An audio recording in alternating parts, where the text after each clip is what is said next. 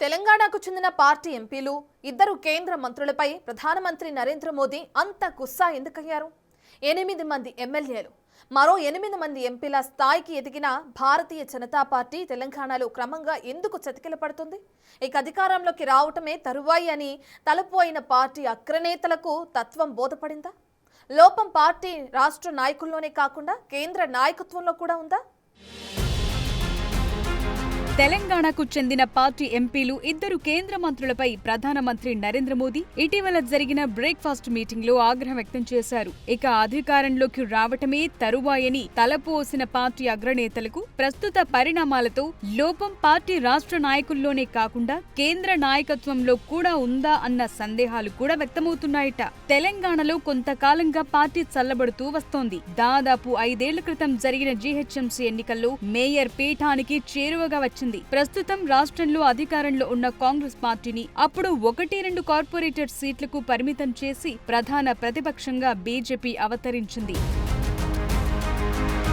ఆ తరువాత బండి సంజయ్ నాయకత్వంలో మరింత దూకుడు ప్రదర్శించింది. ఈ నేపథ్యంలో శాసనసభ ఎన్నికలకు ముందు బండి సంజయ్ నాయకత్వాన్ని మార్చారు. కారణం ఏమైనప్పటికీ అప్పటి నుంచి పార్టీ దూకుడు తగ్గింది. లోక్సభ ఎన్నికల్లో ప్రధాని నరేంద్ర మోదీ చరిష్మా కారణంగా అధికార కాంగ్రెస్ తో సమానంగా 8 సీట్లు గెలుచుకుంది. ఆ తరువాత నుంచి పార్టీ పరిస్థితి నానాటికి తీసికట్టుగా తయారైంది. ఇందుకు పార్టీ కేంద్ర నాయకత్వం నిర్ణయాలు కొంత కారణమైతే పార్టీ రాష్ట్ర నాయకుల మధ్య నెలకొన్న అంతర్గత కుమ్ములాటలు మరో కారణమంటున్నారు. 2 ఏళ్ల క్రితం రాష్ట్రంలో ఎలాగైనా అధికారంలోకి రావాలన్న పట్టుదలతో వివిధ పార్టీలకు చెందిన బలమైన నాయకులను బీజేపీలో చేర్చుకున్నారు. దీంతో భవిష్యత్పై పార్టీ శ్రేణుల్లో ఆశలు చిగురించాయి. ఈ నేపథ్యంలో శాసనసభకు ఎన్నికలు రావటం, పార్టీ రాష్ట్ర అధ్యక్ష బాధ్యతల నుంచి బండి సంజయ్ ను తప్పించడం జరిగింది. దీంతో పాల పొంగుపై నీళ్లు చల్లినట్టయింది. సదరు పరిణామం ప్రస్తుతం ముఖ్యమంత్రి రేవంత్ రెడ్డి నాయకత్వంలోని కాంగ్రెస్ పార్టీకి కలిసి వచ్చింది.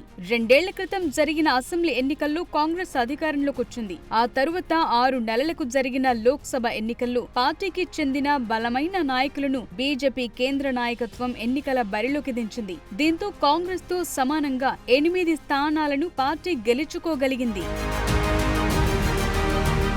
ఆ తరువాత నుంచి రాష్ట్రంలో భారతీయ జనతా పార్టీకి కష్టాలు మొదలయ్యాయి. నివురుగప్పిన నిప్పులా పార్టీలో ఉన్న అంతర్గత కుమ్ములాటలు పార్టీని దెబ్బతీశాయి. గ్రేటర్ హైదరాబాద్ లో పార్టీ మొదటి నుంచి బలంగా ఉండేది. పటిష్టమైన క్యాడర్ ఉండేది. ఏ ఎన్నికలు జరిగినా గట్టి పోటీ ఇచ్చేది. కానీ కొన్ని రోజుల క్రితం జరిగిన జూబ్లీహిల్స్ అసెంబ్లీ నియోజకవర్గం ఉప ఎన్నికలో భారతీయ జనతా పార్టీ అభ్యర్థి ఏకంగా డిపాజిట్ కోల్పోయారు. దీంతో పార్టీ కేంద్ర నాయకత్వానికి తత్వం బోధపడినట్లు కనిపిస్తోంది. 2 ఏళ్ల క్రితం వరకు అధికారంలో ఉన్న బీఆర్ఎస్ ను వెనక్కునెట్టి ప్రధాన ప్రతిపక్ష పాత్ర పోషించాలని బీజేపీ అగ్రనేతలు తలపోశారు. ఈ నేపథ్యంలోనే బీఆర్ఎస్ నుంచి వచ్చిన పొత్తు ప్రతిపాదనను తిరస్కరించారు. ప్రాంతీయ పార్టీలు బలపడకూడదన్న పార్టీ విధానానికి అనుగుణంగా బీఆర్ఎస్ చేసిన ప్రత్యామ్నాయ ప్రతిపాదనలను సైతం తిరస్కరించారు. అయితే అంతర్గత కుమ్ములాటలతో పార్టీ బలహీనపడుతున్న విషయాన్ని బీజేపీ కేంద్ర నాయకత్వం గుర్తించలేకపోయింది. అదే సమయంలో భారతీయ జనతా పార్టీతో పొత్తుకు బీఆర్ఎస్ సిద్ధపడిందని, ఈ 2 పార్టీల మధ్య పొత్తు ఎప్పుడైనా కుదరొచ్చు అన్న ప్రచారం విస్తృతంగా సాగింది. ఈ పరిణామాన్ని తమకు అనుకూలంగా మలచుకోవాల్సిన తెలంగాణ బీజేపీ నాయకత్వం అక్కడ కూడా విఫలమైంది. కేంద్రంలో అధికారంలో ఉన్నందున ఈ ప్రచారం వల్ల లబ్ధి పొందాల్సిన పార్టీ ఆ దిశగా కృషి చెయ్యలేదు. మరోవైపు కాంగ్రెస్ కు తామే ప్రత్యామ్నాయమని ప్రజలను నమ్మించే దిశగా బీఆర్ఎస్ వివిధ కార్యక్రమాలు చేపట్టింది. 3 ఏళ్ల తరువాత జరిగే అసెంబ్లీ ఎన్నికల నాటికి పొత్తులు ఉంటాయా లేదా అన్నది పట్టించుకోకుండా సొంతంగా తన కాళ్ల మీద నిలబడటం కోసం బీఆర్ఎస్ ప్రయత్నాలు ముమ్మరం చేసింది. గులాబీ పార్టీ అధినేత కేసీఆర్ ఆరోగ్య పరిస్థితిపై పలు ఊహాగానాలు ఉన్నప్పటికీ లెక్క చేయకుండా కేటీఆర్, హరీష్ రావు ద్వయం పార్టీని ముందుకు నడిపించే బాధ్యత చేపట్టారు. కేసీఆర్ ఆరోగ్యం దెబ్బతినటం బీజేపీకి కలిసి వచ్చే అంశమే. అయినప్పటికీ ఆ పార్టీ రాష్ట్ర నాయకులు తమకు అందివచ్చిన అవకాశాన్ని కూడా వదులుకున్నారు. కాంగ్రెస్ పార్టీలో అంతర్గత ప్రజాస్వామ్యం ఎక్కువని వ్యంగ్యంగా అంటూ ఉంటారు. బీజేపీలో అలా ఉండదని, ఆ పార్టీ క్రమశిక్షణకు మారుపేరని భావిస్తారు. అయితే తెలంగాణలో బీజేపీ పరిస్థితి ఇందుకు పూర్తి భిన్నంగా తయారైంది. ఆర్ఎస్ఎస్ నేపథ్యంతో పార్టీలో మొదటి నుంచి ఉన్నవారికి, ఇతర పార్టీల నుంచి వచ్చిన వారికి మధ్య అంతరం పెరుగుతూ వచ్చింది. బీజేపీ సంస్కృతిని అర్థం చేసుకోలేక ఇతర పార్టీల నుంచి వచ్చిన వారు అయోమయానికి గురవుతున్నారు. క్షేత్రస్థాయిలో బలం లేకపోయినా ఆర్ఎస్ఎస్ నేపథ్యమున్న వారి మాట పార్టీలో చెల్లుబాటు కావటాన్ని జీర్ణించుకోలేకపోతున్నారు. పార్టీ వ్యవహారాలను పర్యవేక్షించే కేంద్ర నాయకులు కూడా స్థానిక పరిస్థితులను ఆకళింపు చేసుకోవటంలో విఫలమయ్యారు. ఉత్తరాది రాష్ట్రాల్లో అమలు చేసిన ఫార్ములానే తెలంగాణలోనూ అమలు చేశారు. దీంతో ప్రజాబలమున్న నాయకులు పార్టీలో చేరినప్పటికీ సైలెంట్ గా ఉండిపోయారు. ఈ నేపథ్యంలోనే బీసీ నాయకత్వం అంశం కూడా తెరపైకొచ్చింది. పార్టీకి బీసీలే నాయకత్వం వహించాలన్న డిమాండ్ అంతర్గతంగా బలపడుతూ వచ్చింది. అలా అని బీసీ నాయకుల్లో ఐక్యత ఉందా అంటే అది లేదు. లోక్సభ ఎన్నికల తరువాత జరిగిన ఏ ఎన్నికల్లో కూడా బీజేపీ తన పట్టును ప్రదర్శించలేకపోయింది. తాజాగా జరుగుతోన్న సర్పంచ్ ఎన్నికల్లో కూడా పార్టీ పరిస్థితి అధ్వానంగా ఉంది. ఎంపీలు, ఎమ్మెల్యేలు ప్రాతినిధ్యం వహిస్తోన్న నియోజకవర్గాల్లో కూడా సర్పంచ్ ఎన్నికల్లో పార్టీ పనితీరు పేలవంగా ఉండటం ఆశ్చర్యం కలిగిస్తోంది. దీంతో పార్టీ బలపడింది అనేది పాలపొంగు వంటిదే అన్న అభిప్రాయం బలపడింది.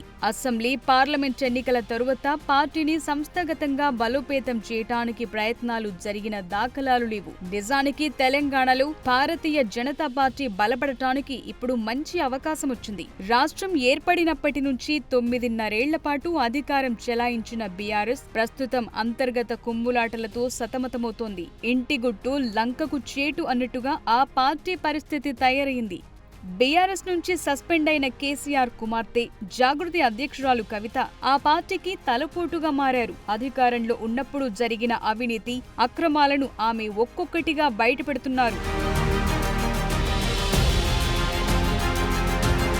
బీఆర్ఎస్ ఎమ్మెల్యేలు అధికారంలో ఉన్నప్పుడు చేసిన అక్రమాల చిట్టా విప్పటం మొదలుపెట్టారు. ఈ క్రమంలో సొంత సోదరుడు కేటీఆర్ కు కూడా మినహాయింపు ఇవ్వటం లేదు. తాజాగా మరో అడుగు ముందుకేసి ఉద్యమ సమయంలో పలువురిని బెదిరించి డబ్బులు వసూలు చేశారని కవిత ఆరోపించారు. ఆమె తన ఆరోపణలు, విమర్శలను పార్టీ నాయకులకే పరిమితం చేయకుండా కన్న తండ్రిని కూడా టార్గెట్ చేయటానికి వెనుకాడటం లేదు. తాజాగా ఆమె చేసిన ఆరోపణలు రాజకీయ వర్గాల్లో ప్రకంపనలు సృష్టించాయి. ఈ పరిణామాన్ని అందిపుచ్చుకుని ప్రధాన ప్రతిపక్ష పాత్ర పోషించాల్సిన బీజేపీ ఎందుకో స్తబ్దుగా ఉండిపోతోంది. ఇది గమనించడం వల్లనే కాబోలు ప్రధానమంత్రి నరేంద్ర మోదీ రాష్ట్రానికి చెందిన కేంద్ర మంత్రులు, ఎంపీలకు క్లాస్ తీసుకున్నారు. కవిత చేస్తున్న ఆరోపణలు, విమర్శలను ఆసరాగా చేసుకుని బీఆర్ఎస్ ను ఇరుకున పెట్టి ప్రధాన ప్రతిపక్షంగా ఎదగటానికి బీజేపీకి ఇది ఒక మహా సదావకాశం. అయితే కారణం తెలియదు గాని అలా జరగటం లేదు. కేంద్రంలో అధికారంలో ఉండి కూడా భారత రాష్ట్ర సమితిని ఇరకాటంలో పెట్టే ప్రయత్నం జరగకపోవటం ఏంటో కూడా తెలియదు.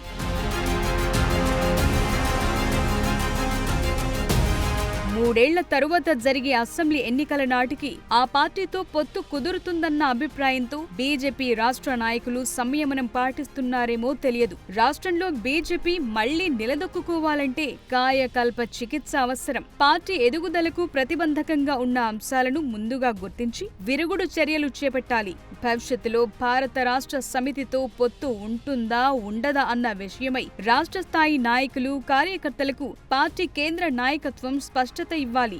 బీఆర్ఎస్ బలంగా ఉన్నంత కాలం తెలంగాణలో బీజేపీ బలపడలేదు. అధికార కాంగ్రెస్ పార్టీకి తామే ప్రత్యామ్నాయం అన్న భావన ప్రజల్లో కల్పించకుండా ఏం చేసినా అది తమను తాము మోసం చేసుకోవటమే అంటున్నారు. సర్పంచ్ ఎన్నికల ఫలితాలే ఇందుకు నిదర్శనం. అంతర్గత కుమ్ములాటలకు మారుపేరైన కాంగ్రెస్ పార్టీలో ముఖ్యమంత్రి రేవంత్ రెడ్డి తన పట్టును పెంచుకుంటుండగా భారతీయ జనతా పార్టీలో ఆ స్థాయి నాయకుడు కనిపించకపోవటం పెద్ద లోటుగా కనిపిస్తోందంటున్నారు.